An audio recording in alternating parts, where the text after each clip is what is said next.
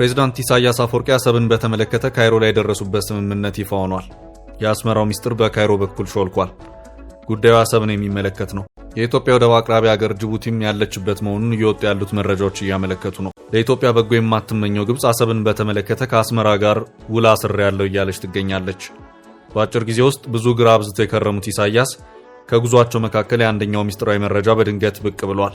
ይሄው በሚስጥር ተይዞ የቆየውና ወደ 3 ወራት እየሆኑት ያለው የካይሮ አስመራ ስምምነት ኢትዮጵያ ጥብቅ የህጋዊ ባለቤትነት ጥያቄን እያቀረበችበት ያለውን የአሰብ ወደብ የሚመለከት ሆኖ ታይቷል። ሌሎች የባህር በራቸውን እየሰጡ ነው በማለት ጅቡቲን ሳይቀር አጥብቀው ሲወቅሱ የነበሩት ኢሳያስ በመጨረሻም ቃላቸውን በልተው ተገኝተዋል። እናም በሚስጥር ግብጽን ወደ አሰብ ግቢ ማለታቸውን የተባበሩት አረብ ኤምሬቱ ዘናሽናል ባሰራጨው ዘገባ አመልክቷል። የባህር በርን ለማንም አልሰጥም በማለት ሲምሉ ሲገዘቱ የነበሩት ኢሳያስ አሰብን ለግብጽ ሰጡ። خلال استقباله رئيس إريتريا إسياس أفورقي أشاد الرئيس السيسي بزيارته إلى مصر ومشاركته في مراسم افتتاح المتحف المصري. يضم الصومال، إثيوبيا، السودان، جنوب السودان، إريتريا وجيبوتي.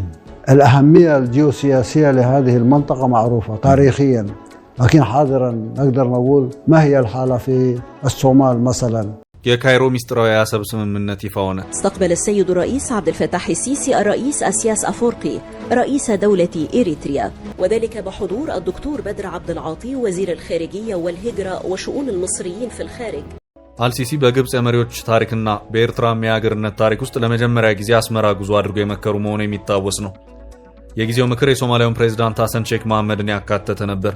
በጊዜው ከወደብና ከባህር በር መውጫ ጋር በተያያዘ የኢትዮጵያ መንግስትና ሶማሊላንድ የመግባቢያ ስምምነትን መፈራረማቸውን ተከትሎ ሶማሊያና ኢትዮጵያ የፖለቲካ ኩርፊያ ላይ ነበሩ።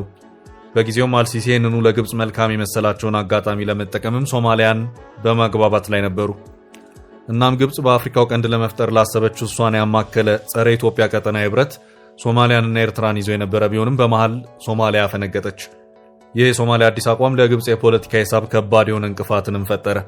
ሐሰን ሼክ መሐመድ ከካይሮ ይልቅ ወደ አዲስ አበባ አደሉ። የካይሮ ጉዟቸውን ቀንሰው የ4 ኪሎ እግር አበዙ። በዚህም የሶማሊያው ፕሬዝዳንት የ4 ኪሎ ምልልስ ግብጾች ክፉኛ ተበሳጩ። የሶማሊያውን ፕሬዝዳንት ሐሰን ሼክ መሐመድን ከካይሮ ያስኮበለሉት ቱርኮች ናቸው።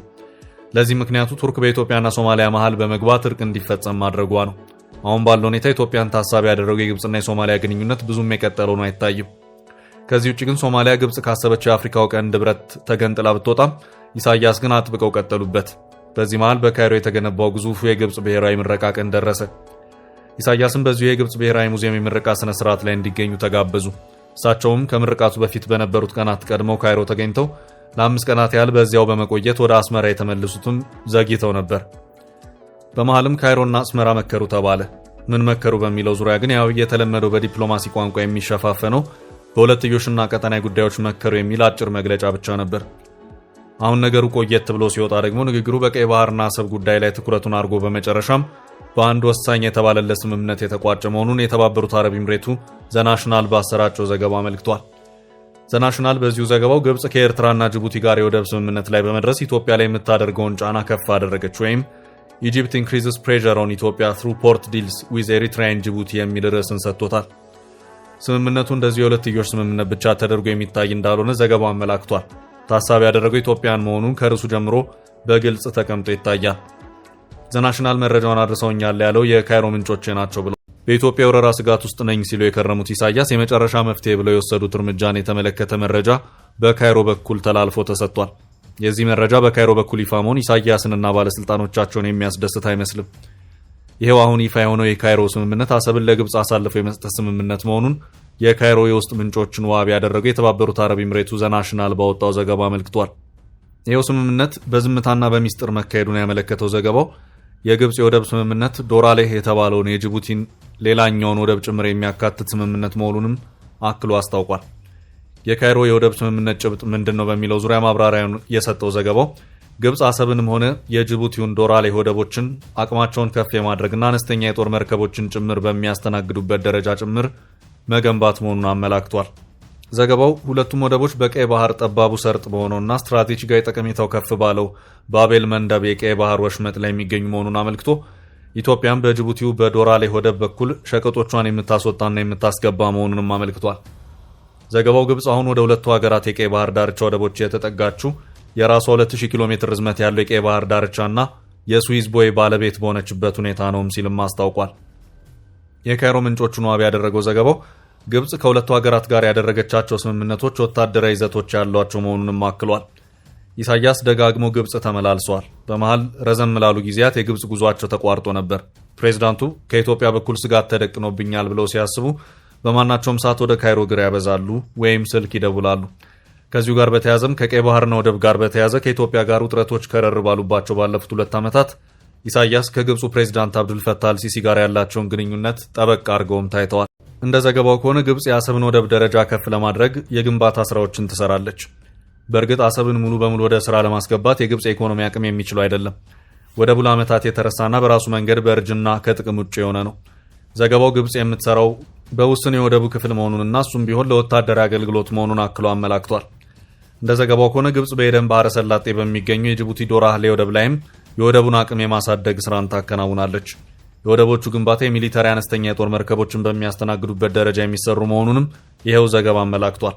ይሄ ከወደ ካይሮ የሾለከው መረጃ ሆን ተብሎ ነው ወይስ አምልጦ ነው የሚለው ጉዳይ የተብራራ ምላሽ አልተገኘለትም። መረጃውን በተመለከተ በአስመራ በኩል ቄሱም ዝም መጽሐፍ ዝም ሆኗል። በዚሁ መረጃ ዙሪያ ከካይሮ ባሻገር ከአስመራም አንዳች ምላሽ ይጠበቃል። አሁን የኢሳያስን የቅርቦቹን የኋላ ጉዞ ታሪክ መፈተሽ ግድ ሊል ነው። ፕሬዚዳንት ኢሳያስ ከካይሮ ባለፈ ፖርት ሱዳንና ሳውዲ አረቢያ ሪያድም ነበሩ። ኢሳያስ ከአንድ ወር በፊት ወደ ሳውዲ አረቢያም ጭምር አምርተው የነበረ ሲሆን ሳውዲ በአሰብ ላይ ፍላጎት ያላት መሆኑን የሚያመለክቱ መረጃዎች ከዚህ ቀደም ሲወጡ የነበረ መሆኑ የሚታወስ ነው። ኢሳያስ በሪያድና ጅዳ ቆይታቸው በተለያዩ ጉዳዮች ላይ መከሩ መሆኑን የሚያመለክቱ መረጃዎች በጊዜው ሲወጡ ነበር።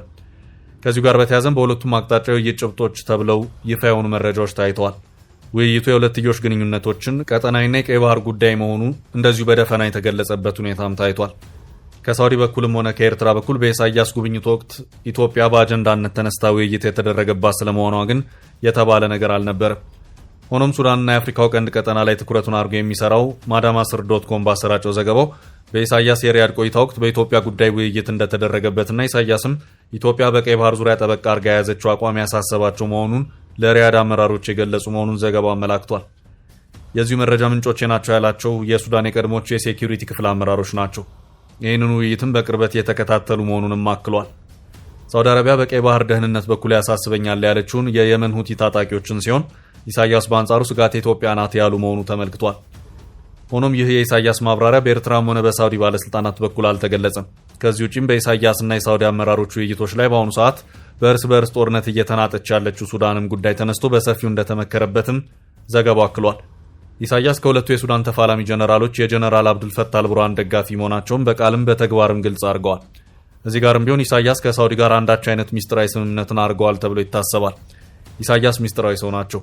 የፈጠሯትንም ኤርትራ መረጃ የማይወጣባት የአፍሪካው ቀንድ ሰሜን ኮሪያ በመባል የምትታወቅ ዝግ ሀገር አድርገዋታል። በዚሁ መሰረትም ኤርትራ ከየትኛውም ሀገር ጋር ስምምነትን ታድርግ፣ እነዚያ ስምምነቶች ምንድን ናቸው፣ ምን አይነት ይዘት አላቸው በሚለው ዙሪያ ሁሉም ነገር ዝግ ሆኖ ይታያል። አሁን የአዲሱ የአሰብ ስምምነት መረጃ ያፈተለከው ከወደ ካይሮ እንጂ ከአስመራ በኩል አይደለም። በዚሁ መሰረትም የግብፁ ስምምነት አሁን ቀስ እያለ ከወደ ካይሮ አፈትልቋል። በሌላ አቅጣጫ ደግሞ የአስመራ ሪያድም ሌላ ሚስጥራዊ ስምምነት ካለ እሱም ቢሆን ብዙም ሩቅ በማይባል ጊዜ ውስጥ ይፋ ይሆናል ተብሎ ይታሰባል። በዚህ የሚባል በዚያ ግን ስምምነቶቹ ቀይ ባህርና የኤርትራ ወደቦች ላይ በተለይም ደግሞ አሰብ ላይ ያነጣጠሩ መሆኑ ጥርጥር የለውም።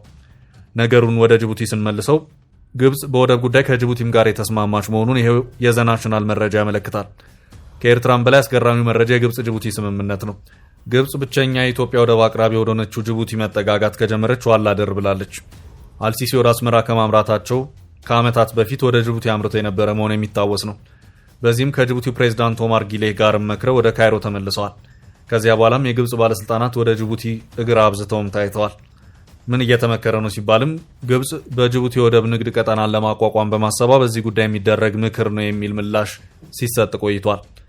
በቀጠናው በቆዳ ስፋቷ አነስተኛ ሆነ ነገር ግን ቀይ ባህርን በ314 ኪሎ ሜትር የምታዋስነው ጎረቤት ሀገር ጅቡቲም ከሳውዲና ከግብጽ በመቀጠል ቀይ ባህር ላይ ኢንቨስት እያደረገች ያለች ሀገር ናት። ጅቡቲ በቀይ ባህር ኢንቨስትመንቷ የወደብ አገልግሎቶች ላይ ትኩረቷን አሳርፋለች። በዚህ ረገድ ጅቡቲ በብዙ ጥፍ ከኤርትራ የተሻለች ሀገር ሆና ትታያለች። ጅቡቲ አቀማመጧ ከባህር በር አንጻር ሲታይ በቀይ ባህር መግቢያና በኤደን ባህረ ሰላጤ ወይም ገልፍ ኦፍ ኤደን መሃል የተቀመጠች ሆና ትታያለች። ሀገሪቱ ከ314 እስከ 317 ኪሎ ሜትር የባህር ዳርቻ ከቀሪው ዓለም ጋር ትገናኛለች። ነገሩን ወደ አጠቃላይ ቀይ ባህር ይዞታን መልሰው ቀይ ባህር ቀጭን የባህር ወሽመጥ ነው። አጠቃላይ ርዝመቱ 2250 ወይም 1400 ማይል ነው። ይህ የአንደኛው የምዕራብ አቅጣጫ ርዝመት ነው። በሌላ አቅጣጫ በባህሩ ምስራቅ አቅጣጫ ያለው ርዝመትም ተመሳሳይ ርቀት ያለው ነው። በዋነኝነት የባህሩ ርዝመት ልኬት የሚወሰደው ከግብጽ የሜዲትራኒያን ባህርና ቀይ ባህር መገናኛ ነጥብ ከሆነው ስዊዝ ቦይ ወይም ስዊዝ ካናል ተነስቶ እስከ ጅቡቲው ቀጭን የቀይ ባህር ሰርጥ ባቤል መንደብ ድረስ ነው። ኤልማንደብ የኤደን ባህረ ሰላጤ ወይም ገልፍ ኦፍ ኤደንን ከህንድ ውቅያኖስ ጋር የሚያገናኝ ነው። ሀገራት ቀይ ባህርን የሚያጋሩት ማዶ ለማዶ ሆነው ነው። ሶማሌላንድ፣ ጅቡቲ፣ ኤርትራ፣ ሱዳንና ግብጽ በአንድ አቅጣጫ ሲገኙ ሳውዲ፣ የመን፣ እስራኤል በሌላ አቅጣጫ ያዋስኑታል። ሳውዲ አረቢያ 1800 ኪሎ ሜትር ርዝመት ያለውን የባህር ዳርቻን ወይም ኮስት ላይን በመያዝ ከ8 የቀይ ባህር አዋሳኝ ሀገራት መካከል የመሪነቱን ስፍራ ይዛ ትታያለች። ኤርትራ በሁለተኝነት ትከተላለች። ግን ደግሞ ኤርትራ ሀገር ከሆነችበት ጊዜ ጀምሮ በቀይ ባህር ጥቅም ልታገኝ በምትችልበት መልኩ አንዳች የሰራችው ነገር አይታይም። በኤርትራ በኩል ቀይ ባህር እንዲሁ በከንቱ የባከነ ሀብት ነው ብሎ መናገር ይቻላል።